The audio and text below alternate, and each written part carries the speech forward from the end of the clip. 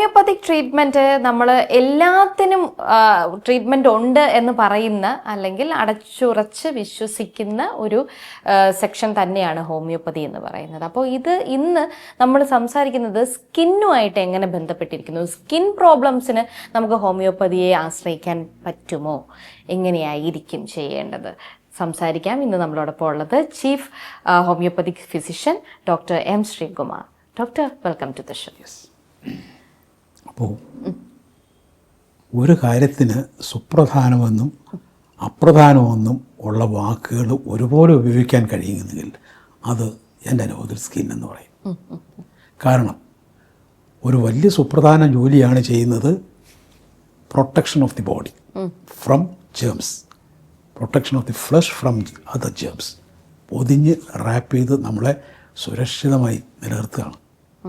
അതേസമയം സ്കിൻ ഒരൽപ്പം ചെത്തിക്കളഞ്ഞാലും അപകടമില്ല, മരണം സംഭവിക്കുന്നില്ല. അപ്പം അതേസമയം അപ്രധാനവുമാണ് സുപ്രധാനവുമാണ്. ഇങ്ങനൊരു വലിയ ജോലി ചെയ്യുന്ന അവയവമാണ് സ്കിൻ. പക്ഷേ ഇതിനകത്ത് വലിയൊരു പ്രശ്നമുണ്ട്. ഇന്ന് നമ്മൾ ഒരുപാട് കൊറോസീവായിട്ടുള്ള കെമിക്കൽസുമായിട്ട് നിരന്തരം കോണ്ടാക്റ്റിലാണ്. വായുവിലായാലും വെള്ളത്തിലായാലും കുടിക്കുന്നതിലായാലും എല്ലാം ഇതിനെല്ലാം സ്കിന്ന് ഒരുപാട് സഫർ ചെയ്തുകൊണ്ടിരിക്കുകയാണ്. അപ്പോൾ അങ്ങനെ വരുമ്പോൾ സ്കിന്നിന് ഒരുപാട് രോഗസാധ്യതകൾ നമുക്ക് വേണ്ടി, നമ്മുടെ ഫ്ലഷിന് വേണ്ടി, നമ്മുടെ ഇൻറ്റേർണൽ ഓർഗൻസിന് വേണ്ടി ഇതെല്ലാം ഏറ്റുവാങ്ങി വലിയ ത്യാഗം സഹിച്ചുകൊണ്ടാണ് സ്കിന്ന് നമ്മളെ പ്രൊട്ടക്റ്റ് ചെയ്യുന്നത്. അതേസമയം അകത്തുള്ള ഓർഗൻസിൻ്റെ എല്ലാ അസുഖലക്ഷണങ്ങളും ആദ്യം മാനിഫെസ്റ്റ് ചെയ്യുന്നത് സ്കിന്നിലുമാണ്. ഫോർ എക്സാമ്പിൾ, ഒരു ചൊറിച്ചിൽ, that is not related to skin. Internal ഓർഗൻസിൻ്റെ പ്രശ്നങ്ങളെ സ്കിൻ മാനിഫെസ്റ്റ് ചെയ്യാണ്. ഒരു നീര് കണ്ടാൽ അപ്പോഴേ കിഡ്നിയാണ് എന്നൊക്കെ തെറ്റിദ്ധരിക്കുന്ന കാലഘട്ടമാണ്, അല്ലെ പറഞ്ഞു വിശ്വസിപ്പിക്കുന്ന കാലഘട്ടം. അത് പുറത്ത് കാണുന്ന സ്കിന്നിലാണ്. ദെൻ അതുപോലെ തന്നെ പഴുക്കുക, കുരുക്കൾ, മുഴ, ഇതെല്ലാം ആദ്യം പുറത്ത് വരുന്ന സ്കിന്നിൽ കൂടെയാണ്. എന്തുകൊണ്ടാണ് പ്രകൃതി അങ്ങനെ തിരഞ്ഞെടുത്തതെന്ന് ചോദിച്ചാൽ, skin is A least important organ. ആ സെൻസിൽ ഇച്ചിരി അബദ്ധം പറ്റി, ഇച്ചിരി കുഴപ്പം പറ്റി, ചെത്തിക്കളയേണ്ടി വന്നാലും മുറിച്ച് കളയേണ്ടി വന്നാലും സ്കിൻ, അത് ബോഡി വണ്ടർഫുൾ ആക്ഷനാണ്. പ്രകൃതി തന്നെ അതിനെ മെയിൻറ്റെയിൻ ചെയ്യുക. വേറെ മരുന്ന് വെച്ചില്ലെങ്കിൽ പോലെ അഴുക്ക് കയറാതെ പ്രൊട്ടക്റ്റ് ചെയ്താൽ അത് it will be healed naturally. അപ്പോൾ അകത്തുള്ള പ്രശ്നങ്ങളുടെ ബാഹ്യ സ്ഫുരണങ്ങളാണ് സ്കിൻ മാനിഫെസ്റ്റേഷൻസ്.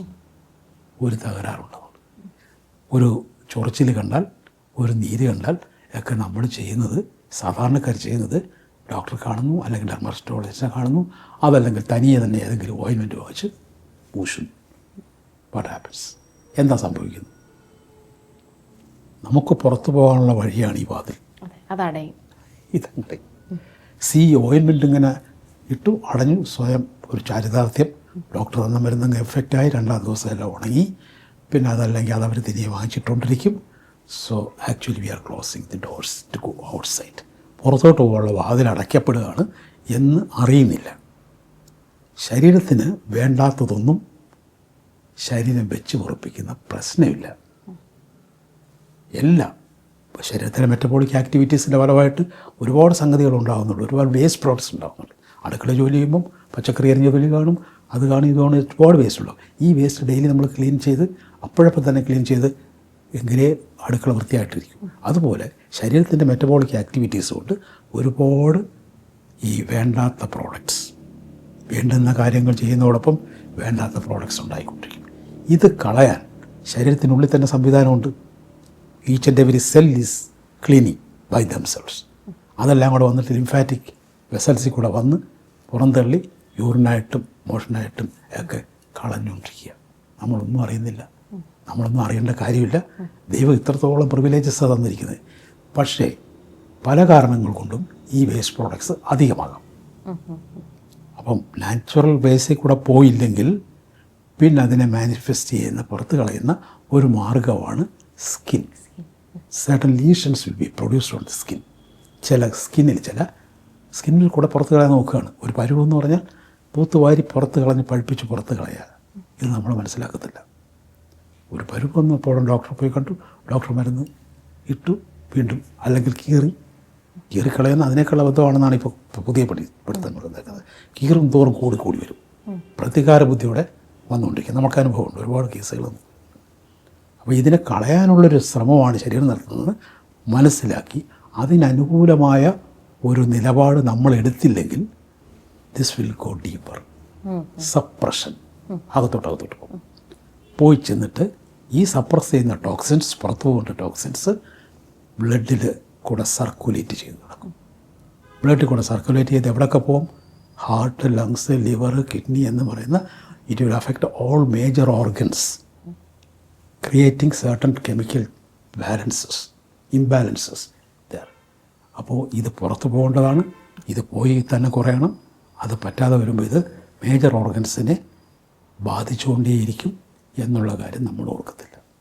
പക്ഷേ ഈ പഴുത്ത് ഇപ്പോൾ സ്കിന്നിൻ്റെ പഴുക്കുന്ന പാർട്ടെന്ന് പറയുമ്പോൾ നമുക്ക് അത്രയും വേദനാജനകമായിരിക്കില്ല. അപ്പോൾ ഈ പേഷ്യൻ്റ് എന്ന് പറയുമ്പം അത്രയും സഫർ ചെയ്തുകൊണ്ടിരിക്കുകയായിരിക്കുമല്ലോ.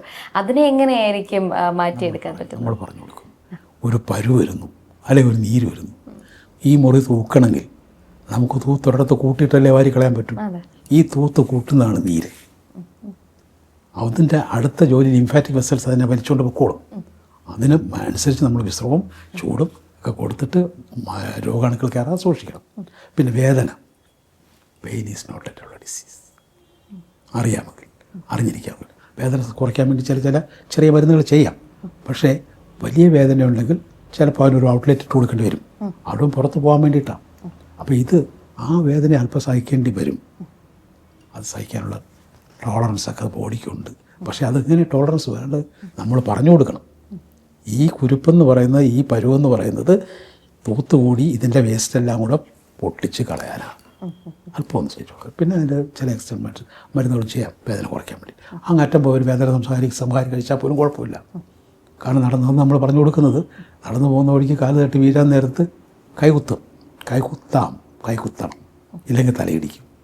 അതുകൊണ്ട് ഈ ഒരു അസുഖത്തിൻ്റെ ഇടയ്ക്ക് ഒരു വേദന സംഹാരിയൊക്കെ കഴിച്ചെന്ന് വെച്ചിട്ട് ഒന്നും സംഭവിക്കാൻ പോകുന്നില്ല. കാരണം it is control by our medicines. ഈ ബോഡി നമ്മുടെ മെഡിസിനിലെ കൺട്രോളിലാണ്. അപ്പോൾ അതുകൊണ്ട് ഇതിൻ്റെ ഇടയ്ക്ക് എന്ത് ചെയ്താലും ഒരു ഇച്ചിരി വിഷം ചെന്നാലും പ്രശ്നമില്ല എന്നുള്ളതാണ് സത്യാവസ്ഥ. ബിക്കോസ് ഈ holistic homeopathy medicine is energy form. This will control the whole ബോഡിയെ മൊത്തത്തെ കൺട്രോൾ ചെയ്തുകൊണ്ടിരിക്കുക. അപ്പോൾ അതിനിടയ്ക്ക് ഈ ചെറിയ പ്രശ്നത്തിന് ഒരു വേദന സംഹാരി ഏതാണെന്ന് വെച്ചാൽ കഴിക്കുന്നതിന് ഉള്ള ഫ്രീഡം നമ്മൾ കൊടുക്കാറുണ്ട്. ഈ ഹോളിസ്റ്റിക് ഹോമിയോപ്പതിയിൽ ഇപ്പോൾ സ്കിൻ ഡിസീസസിൻ്റെ പലതരത്തിലുള്ള സ്കിൻ ഡിസീസസ് ഉണ്ട്. സോറിയോസിസ് പോലെയുള്ള രോഗങ്ങളുണ്ട്. അതുപോലെ തന്നെ തലയിൽ താരൻ വരുന്നത്, അത് കാരണം വരുന്നത്, അല്ലെങ്കിൽ ഈ പല ഡാർക്ക് സൺബേൺഡ് അങ്ങനെ കുറച്ച് വരുന്ന സ്കിൻ ഡിസീസസ് ഉണ്ട്. അപ്പം ഇതെല്ലാം നമുക്ക് ഈ ഹോളിസ്റ്റിക് ഹോമിയോപ്പതി വെച്ചിട്ട് നമ്മുടെ മൈൻഡ് വെച്ചിട്ടോ അങ്ങനെയൊക്കെ മാറ്റാനായിട്ട് സാധിക്കും. മൈൻഡിന് ഈ ഹോളിസ്റ്റിക് ഹോമിയോപ്പതി ഒരു സമാശ്വാസ കാര്യമാണ്. പക്ഷെ അതിൻ്റെ പിന്നിലെ യാഥാർത്ഥ്യങ്ങൾ ഉൾക്കൊള്ളണം. ഞാൻ നേരത്തെ പറഞ്ഞു, ഈ പുറത്ത് പോകേണ്ടത് പുറത്ത് പോകാതെ ഉള്ളിൽ ബ്ലഡിൽ കൂടെ സർക്കുലേറ്റ് ചെയ്തുകൊണ്ടിരിക്കും. എന്ത് പറ്റും? മേജർ ഓർഗൻസിനെ അത് അഫക്റ്റ് ചെയ്തുകൊണ്ടേയിരിക്കും. ചെറിയൊരു എക്സാമ്പിൾ മനസ്സിലാച്ചാൽ, നമുക്ക് പുറത്ത് പോകേണ്ട ആ പുറത്തോട്ടുള്ള ഡോർ അടച്ചിട്ടിരിക്കുക. നമുക്ക് പുറത്ത് പോയേ പറ്റൂ. നമ്മൾ ഡോറ് തുറക്കുന്നവരെ കാത്തിരിക്കും. തുറക്കാം, നമ്മൾ പുറത്ത് പോകാൻ തുടങ്ങുമ്പോൾ വീണ്ടും ഡോർ അടയ്ക്കുക. റിപ്പീറ്റഡ് ആപ്ലിക്കേഷൻ ഓഫ് ഓയിൻമെൻറ്റ്സ് പോലെ പോകാൻ പറ്റുന്നില്ല. നമ്മളെന്ത് ചെയ്യും? ഈ മുറിക്കകത്തൊക്കെ ഇങ്ങനെ ചുറ്റിക്കറങ്ങി നടക്കും. സമയം പോകണം, പോയേ പറ്റും. അപ്പോൾ അങ്ങനെ വരുമ്പം അവിടെയുള്ള മെക്കാനിക്കൽ അവിടെയുള്ള ഈ ഫങ്ഷണൽ ഡിസ്റ്റർബൻസസ് ക്രിയേറ്റ് ചെയ്തുകൊണ്ടിരിക്കും. ഇപ്പോൾ കിഡ്നിക്ക് ആ ടോക്സിൻ അധികമായിട്ട് ചെല്ലുമ്പോൾ കിഡ്നിയുടെ ഫങ്ഷൻസിനെ തകരാറിലാക്കുകയാണ്. കിഡ്നി ഫങ്ഷൻസ് തകരാറിലാവുമ്പോൾ അല്ലെങ്കിൽ കുറയുമ്പോൾ ടോക്സിൻസ് പോകാൻ കുറയും. അപ്പോൾ ഈ കറുത്ത കരുവാളിപ്പൊക്കെ പറഞ്ഞില്ലേ, അത് വരുന്നത് ഈ കരുവാളിപ്പ് പോകാൻ ഈ ടോക്സിൻ പോകാത്തതുകൊണ്ടാണ് അങ്ങനെ വരുന്നത്, താരൻ വരുന്നത്. അതും ഇതെല്ലാം ഈ സർക്കുലേഷൻ മെയിൻറ്റെയിനിലാണെങ്കിൽ, നോർമലാണെങ്കിൽ ഇതെല്ലാം ക്രമാനുഗതമായിട്ട് നടക്കും.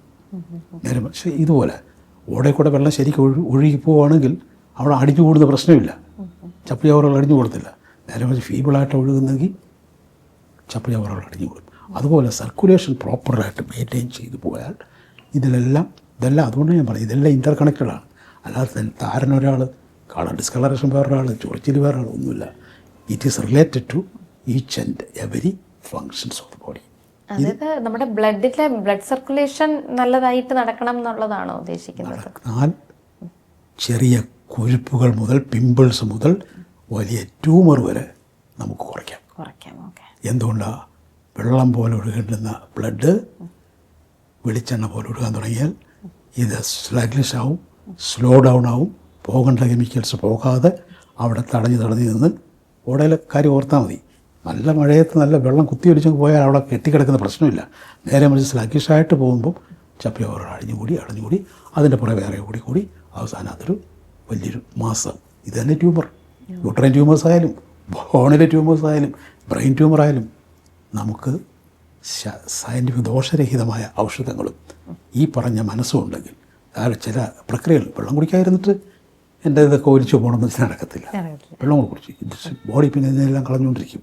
അപ്പോൾ നമ്മൾ നേരത്തെ പറഞ്ഞു will circulate in other rooms. അങ്ങനെയാണ് കിഡ്നി തകർന്നുകൊണ്ടേയിരിക്കുന്നു. ഇപ്പോഴും തകർന്നുകൊണ്ടിരിക്കുക. ഈ മതി തെറ്റ് ചെയ്യുന്നവരൊക്കെ തകർന്നുകൊണ്ടിരിക്കുക. ലിവർ തകർന്നുകൊണ്ടിരിക്കുന്നു, യൂട്രസിനകത്ത് മുഴ വന്നുകൊണ്ടിരിക്കുന്നു. ഇതെല്ലാം സംഭവിച്ചുകൊണ്ടിരിക്കുക. കാരണം ഈ ടോക്സിൻസ് പോകാതെ സ്കിന്നിന് നമ്മൾ എക്സ്റ്റേണൽ ആപ്ലിക്കേഷൻസോ തെറ്റായ മരുന്നുകളോ അല്ലോ മരുന്ന് ചെയ്തില്ലെങ്കിലോ ഇത് സംഭവിച്ചുകൊണ്ടിരിക്കും. പിന്നെ ഇതുകൊണ്ടാണ് ഇതൊക്കെ സംഭവിക്കുന്നത് നമ്മൾ അറിയത്തില്ല. We are going on before the treatment of tumours. ഈ ട്യൂമർ അത് മാത്രമേ നോക്കുന്നുള്ളൂ. ഇതുകൊണ്ടാണ് അതിന് വേണ്ടത് പരിഹാരങ്ങളോ പ്രക്രിയ ചെയ്യാനല്ല. അവിടെ ട്യൂമറിൻ്റെ അതിന് ഉടനെ ബയോപ്സി എടുത്തു. ബയോപ്സിയെ കുറിച്ചൊക്കെ എനിക്ക് ഒരുപാട് പറയാനുണ്ട്. ഈ ബയോപ്സി എടുക്കുന്നത് തന്നെയാണ് ക്യാൻസറിനെ പ്രൊമോട്ട് ചെയ്യുന്നത്. ഓക്കെ, അതെങ്ങനെയാണ് ചോദിക്കണം. ഉത്സവം ഉണ്ടാക്കിയിട്ടില്ലേ വീട്ടിൽ? വാടി വരുന്ന പരുവത്തിൽ ആ മഞ്ഞക്കരു ഒരു സ്പൂൺ വെച്ചൊന്ന് തട്ടിയാൽ ഒന്ന് വെച്ച് കൊടുത്ത് പൊട്ടും, വെള്ളയിലേക്ക് മാറും അല്ലേ? ഇതുപോലെയാണ് ബയോപ്സി എടുക്കുമ്പോൾ body is trying to limiting the toxins without spreading in order to locate, and the spread is limited and located. മറ്റ് കോശങ്ങൾക്ക് ദോഷകരമല്ലാതെ, മറ്റു കോശങ്ങളെ ബാധിക്കാതെ, മറ്റ് ഓർഗൻസിനെ ബാധിക്കാതെ ഇതിനെ കെട്ടി നിർത്തിയിരിക്കുക വേലിക്കിട്ടിട്ട്. മുഴ കണ്ടിട്ട് ഉടനെ ഫസ്റ്റ് സജഷൻ ഏതാ? ബയോപ്സി അല്ലെങ്കിൽ ഫൈൻ ലീഡിൽ ആസ്പിറേഷൻ എഴുതി വെച്ചു. ഇതോടെ ബുൾസൈ ഉണ്ടാക്കുമ്പോൾ പറ്റുന്ന പോലെ this can spread to anywhere. അവിടെ മുതലാണ്. അപ്പോൾ ഇതൊക്കെ പറഞ്ഞ് വൈദ്യശാസ്ത്രം സംബന്ധിച്ച് തരുന്നൊന്നുമില്ല. കാരണം അവരുടെ ഏറ്റവും മണിമോട്ടി കാര്യങ്ങളതൊക്കെ ലൈഫ് ലോങ് ഒരു മനുഷ്യൻ്റെ കടക്കണിയിലാക്കാൻ പറ്റിയ ഡിസീസാണ് ക്യാൻസർ. 6,60,00,000 ആൾക്കാർ ഓരോ വർഷവും ചികിത്സിച്ച് കടക്കണിയില്ല. ഇത് മുഴുവൻ മെഡിക്കൽ സയൻസിൻ്റെ ഡെപ്പോസിറ്റ്സാണ്. അപ്പം എന്ന് പറഞ്ഞത് ചെയ്യാതിരിക്കണം എന്നല്ല, ഇരുന്നോട്ടെ, അതിന്ന കാര്യം കൊണ്ടാണ് എൻ്റെ ബോഡിയെ രക്ഷപ്പെടുത്താൻ ബോഡി തന്നെ ശ്രമിക്കുകയാണ് എന്നുള്ളൊരു മനസ്സോടെ അതിനെ വിട്ടുകൊടുത്താൽ, അതേസമയം ഹോളിസ്റ്റിക് ഹോമിയോപ്പതിയിലെ മരുന്നുകൾ ഉപയോഗിച്ചുകൊണ്ട് മനസ്സ് ഉയർത്തിക്കൊണ്ട് ആത്മവിശ്വാസത്തോടെ കാര്യങ്ങൾ അറിഞ്ഞ് മുമ്പോട്ട് പോയാൽ ഒന്നും സംഭവിക്കത്തില്ല. പക്ഷേ ഇതിന് ഒരുപാട് സമയമെടുക്കുമോ ഡോക്ടറെ? എങ്ങനെയാണ് നമുക്കിപ്പോൾ ഒരു ക്യാൻസർ രോഗിയെ അത് ഈ ഒരു ഹോളിസ്റ്റിക് ഹോമിയോപ്പതി വെച്ചിട്ട് ട്രീറ്റ്മെൻറ്റ് ചെയ്യുകയാണെന്നുണ്ടെങ്കിൽ അവർക്ക് എത്ര നാളുകൊണ്ട് റിക്കവർ ആവാൻ സാധിക്കും? നമ്മുടെ കാര്യത്തിൽ ക്യാൻസർ രോഗി എന്ന് പറഞ്ഞൊന്നുമില്ല. എന്നെ നോക്കിയാൽ എൻ്റെ ശരീരത്തിൽ ഇപ്പോൾ ഒരു 14 തരം ക്യാൻസറെങ്കിലും കാണും. Everybody what is cancer? ഒരുപാട് പിന്നെ ഡിസ്കസ് ചെയ്യേണ്ട കാര്യങ്ങളാണ്. It will take a lot of time to discuss. പക്ഷേ ഇത് ബോഡിയുടെ സംരക്ഷണത്തിൻ്റെ ഭാഗം ആണെന്ന് ഉള്ള യാഥാർത്ഥ്യം കൊടുക്കണമല്ല. പേടിപ്പിച്ചിട്ട് കാര്യമില്ല. ഒരു മുഴ കൊണ്ട ഉടനെ പേടിപ്പിച്ചിട്ട് നോക്കട്ടെ, സംശയിക്കുന്നു, മാലിഗ്നൻ്റാണോ, ആസ്പിറേറ്റ് ചെയ്യണം. അപ്പോൾ പേഷ്യൻറ്റിനെ കൂടെ വെപ്രാളപ്പെടുത്തുകയാണ്. ഉടനെ വീൽ ചെയർ എടുക്കുന്നു, സ്ട്രെച്ചർ എടുക്കുന്നു, ചെന്ന് കയറുന്നവൻ്റെ കൂടെ നിൽക്കുന്ന ബന്ധുക്കളെ പോലും വരട്ടിക്കളയാം. കോൺഫിഡൻ്റ് ആയിട്ടിരുന്നു കാര്യങ്ങൾ മനസ്സിലാക്കി വളരെ കോൺഫിഡൻ്റ് ആയിട്ട് ചെയ്താൽ ഈ പറഞ്ഞ ഓർഗൻസിനെ ഒന്നും ബാധിക്കാമോ മുമ്പോട്ട് പോകാം. അപ്പോൾ സ്കിൻ കംപ്ലയിൻസിനെ സംബന്ധിച്ചിടത്തോളം ആ പോകേണ്ട ടോക്സിൻസ് പോകാതെ അസുഖങ്ങൾ കുറയുന്ന പ്രശ്നമില്ല. ശരീരത്തെ ഒരുപാട് ഡെപ്തിലേക്ക് ഇത് കടന്നെത്തി പ്രശ്നങ്ങൾ. ഈ സോറിയാസിസ് ഒക്കെ വരുന്നത് ഇൻക്യൂറബിളായിട്ട് ആയിത്തീരുന്നത് പാർഷ്യൽ ക്യൂർ കൊണ്ടോ അല്ലെങ്കിൽ ശ്രദ്ധിക്കാതെ പോകുന്നതുകൊണ്ടോ ഒക്കെയാണ്. തെറ്റായ ചികിത്സ കൊണ്ട്. സ്കിൻ ക്യാൻസറും ഉണ്ട്. നമ്മൾ ക്യാൻസറിൻ്റെ കാര്യം പറഞ്ഞപ്പോൾ തന്നെ അങ്ങനെ മുഴകളുടെ കാര്യം മാത്രമല്ല പറയാൻ പറ്റുന്നത്, സ്കിൻ ക്യാൻസറും നമുക്ക് ഈ ഒരു ഹോളിസ്റ്റിക് ഹോമിയോപ്പതിയിൽ മാറ്റി പറ്റും. ബോഡിയെ സംശുദ്ധമാക്കി ഓരോ കോശത്തിനെയും അതിനുള്ള പ്രൊഫഷൻ ദൈവം തന്നിരിക്കുക സംശുദ്ധമാക്കി ആത്മവിശ്വാസത്തോടെ ധൈര്യപൂർവ്വം പേടിച്ചാൽ തീർന്നു. Okay. എന്തൊക്കെ ട്രീറ്റ്മെന്റ് എങ്ങനെയാണ് കൊടുക്കുന്നത്? മെഡിറ്റേഷൻ ആണോ, യോഗയാണോ, ഏത് ടൈപ്പ് ഓഫ് ട്രീറ്റ്മെന്റ് ആണ് ഈ ഹോളിസ്റ്റിക് ഹോമിയോപ്പതിയിൽ ഒരു സ്കിൻ ഡിസീസ് ഉള്ള ഒരാൾക്ക് കൊടുക്കുന്നത്? Very good question. നമ്മൾ പലപ്പോഴും മരുന്നല്ല ചികിത്സ. എൻ്റെ പോളിസി അതാണ്. എൻ്റെ ക്ലിനിക്കിൽ എൻ്റെ പേഷ്യൻസിന് കൊടുക്കുന്ന പാഫ്ലെറ്റ്സിലെല്ലാം അടിച്ചു വെച്ചിട്ടുള്ള ഈ സ്റ്റീഫൻ ഹോക്സിൻ്റെ ഒക്കെ പടങ്ങൾ വെച്ചിട്ടാണ് നമ്മൾ അവരെ പഠിപ്പിച്ചു കൊടുക്കുന്നത്. മരുന്ന് കഴിക്കാഞ്ഞിട്ടല്ല, മരുന്നല്ല ചികിത്സ. പിന്നെന്താ, ഒരു വാക്ക് പോലും അതിശക്തമായ മരുന്നാണ്. ഞാൻ നേരത്തെ പറഞ്ഞു, ഇതിൻ്റെ സത്യാവസ്ഥകൾ മനസ്സിലാക്കുന്ന ശബ്ദ ഊർജം, ബോഡി തന്നെ ഊർജമാണ്. നമ്മൾ നേരത്തെ കണ്ടു ലൈഫ് ഫോഴ്സ്. ഇതിലേക്ക് നമ്മൾ കൊടുക്കുന്ന ശബ്ദം, sound energy, that will promote the life force, that will increase the power of life force. അപ്പോൾ അത് തന്നെയാണ് ആദ്യത്തെ മരുന്ന്. ശരിയായ അറിവ്, ശരിയായ ശബ്ദം, ശരിയായ സ്വാന്തനം, ഇതിനൊക്കെ താഴെ മാത്രം മെറ്റീരിയൽ മെഡിസിൻസ് അല്ലെ എനർജി മെഡിസിൻ. മരുന്ന് കഴിക്കുന്നതുകൊണ്ട് മാത്രം ആരും രക്ഷപ്പെടുന്നില്ല. അങ്ങനെയാണ് ക്യാൻസർ രോഗികളെല്ലാം രക്ഷപ്പെടേണ്ടത്. ഈ മരണം ദിവസം തോറും കൂടിക്കൊണ്ടിരിക്കുക, ക്യാൻസർ രോഗികളുടെ എണ്ണം കൂടിക്കൊണ്ടിരിക്കുക. അപ്പോൾ മരുന്നല്ല ചികിത്സ, മനസ്സും ബുദ്ധിയും അങ്ങനെ ഒരുപാട് സ്നേഹവും പരിഗണനയും ആത്മാർത്ഥതയും നമ്മൾ കൊടുക്കുന്ന ഇൻവിസിബിളായിട്ടുള്ള ഈ മരുന്നുകളെല്ലാം ഒരു ജീവനെ നിലനിർത്തേണ്ടത്. അല്ലാതെ വലിയ ആശുപത്രി കൊണ്ട് കിടത്തിയിട്ട് തിരിഞ്ഞു നോക്കാതെ ഹോം നേഴ്സിനെയും വെച്ചിട്ട് പോകുന്ന മക്കളുമാർ, അവരാണ് അവരുടെ അപ്പനമ്മ ആദ്യം കൊല്ലുന്നു, മരുന്നല്ല. അപ്പോൾ ചുരുക്കത്തിൽ ഏതായാലും എന്തായാലും വരട്ടെ, my body is given with a doctor inside by God. പക്ഷെ അതിനെ പ്രൊമോട്ട് ചെയ്യണം. ധ്യാനം, മെഡിറ്റേഷൻ, ധ്യാനം, യോഗ, ശരിയായ ആഹാരം. പാതിരാത്രി 2 മണിക്ക് പോയി ബീഫ് കഴിച്ചിട്ട് കുടലിൽ ക്യാൻസർ വരുന്നെങ്കിൽ ആരുടെയും തെറ്റല്ല, നമ്മൾ വരുത്തി വയ്ക്കുന്നതാണ്. ഇങ്ങനെ ഒരുപാട് തരം ലൈഫ് സ്റ്റൈൽ, അതെല്ലാം മെയിൻറ്റെയിൻ ചെയ്ത് പോകാൻ സ്കിൻ കംപ്ലയിൻസിന് നമുക്ക് വളരെ എളുപ്പത്തിൽ, അത് സ്കിന്നിനെ ലൊക്കേറ്റ് ചെയ്തുള്ള ട്രീറ്റ്മെൻ്റ് അല്ല, മൊത്തത്തിൽ ബോഡിയെ പ്യൂരിഫൈ ചെയ്തുകൊണ്ടിരിക്കുക. ദറ്റ് ഈസ് ഇതിനൊക്കെയുള്ള അറിവ് കൊടുക്കുക എന്നുള്ളതാണ് നമ്മുടെ ഹോളിസ്റ്റിക് മെത്തേഡിലെ ഏറ്റവും വലിയ കാര്യം. പിന്നെ സംശയങ്ങളുണ്ടെങ്കിൽ ചോദിക്കണം. My phone number is there inside the yellow paper. ഇനി നമ്മൾ സംസാരിക്കാനുള്ളത് ആർക്ക് വേണം ആരോഗ്യത്തിൻ്റെ ശരി അറിവുകൾ. അപ്പോൾ സ്കിൻ ഡിസീസസ് എങ്ങനെ ഹോളിസ്റ്റിക് ഹോമിയോപ്പതിയിലൂടെ മാറ്റാം എന്നതിനെക്കുറിച്ചായിരുന്നു നമ്മൾ സംസാരിച്ചത്. നമുക്ക് മറ്റൊരു കണ്ടന്റുമായിട്ട് വീണ്ടും എത്താം. Thank you doctor.